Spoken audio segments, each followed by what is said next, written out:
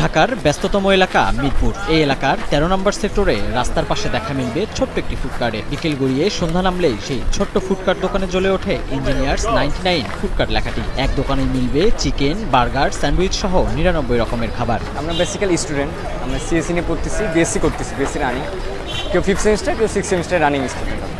আর পাশাপাশি আমাদের ফুডকার্টের বিজনেস। ফুডকার্টটা মূলত পড়াশোনা তো করতেছি ভাই, পড়াশোনার পরে যে দেশে চাকরি নিশ্চিত কিনা এটা নিয়ে আমাদের ডাউট আছে। তো আমরা উদ্যোক্তা হইতে চাইতেছি যে নিজে একটা জব করব, জবের একটা স্থান করে দিব যাতে আর 5 জন সেখানে জব করতে পারে, নিজের খরচটা বের করতে পারে।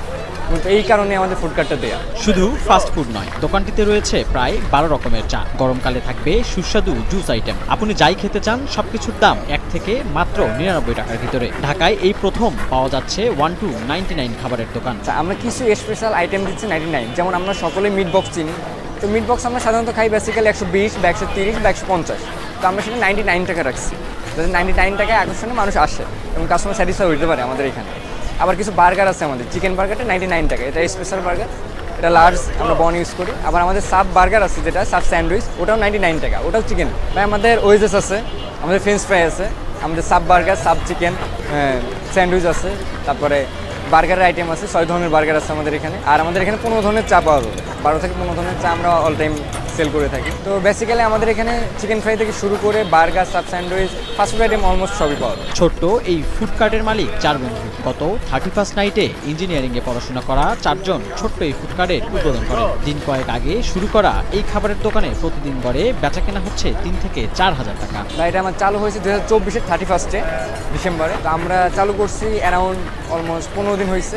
আমাদের রেসপন্স আলহামদুলিল্লাহ খুব ভালো, কারণ প্লেসটা নতুন, এই প্লেসে ফুডকার্ট ছিল না আগে, এখানে সিএনজি স্ট্যান্ড ছিল। তো ফুডকার্ট দেওয়ার পরে মানুষের জানতে চিনতে একটু সময় লাগতেছে যে এখানে একটা ফুডকার্ট আছে। পড়াশোনার পাশাপাশি একটা কিছু করার আগ্রহ থেকেই তাদের এই সিদ্ধান্ত। মাত্র 1,50,000 টাকা দিয়ে 4 বন্ধু শুরু করেন ফুডকার্টের ব্যবসা। পড়াশোনা শেষে চাকরি করবার ইচ্ছা তাদের। বেসিক্যালি আমাদের ভার্সিটিতে রেগুলার ক্লাস থাকে না, সপ্তাহে 3 দিন বা 4 দিন থাকে।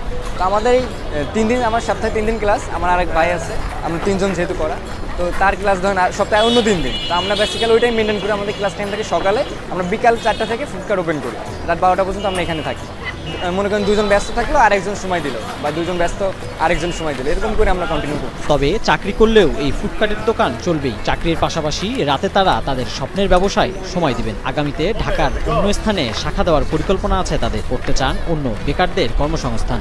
সত্যি কথা বলতে আমরা সবাই ছোটো ভাই ফ্রেন্ড, আমরা যখন টঙের দোকানে আড্ডা দেই বা কোথাও বসি, তো তখন আমরা ভাবি যে কিছু একটা করা দরকার আমাদের। কারণ আমাদের মতো মনে করেন অনেক বেকার আছে, যারা স্টুডেন্ট লাইফে বেকার, মানে বাসা থেকে এনে পড়াশোনার খরচও চালাইতে পারতেছে না, আবার কিছু একটা করতেও পারতেছে না, কারণ তার গ্র্যাজুয়েশন শেষ হয় না।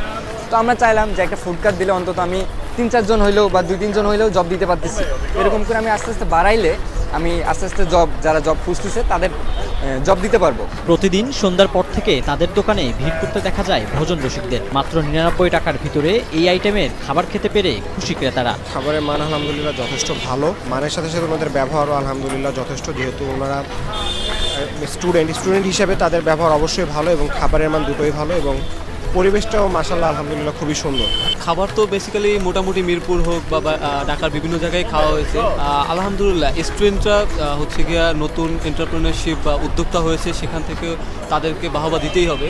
এবং তাদের খাবারের মান যদি আমি অন্যান্য জায়গা থেকে বিবেচনা করি, এক কথা বলতে হবে অসাধারণ। লোটাস আহমেদ, নয়া দিগন্ত।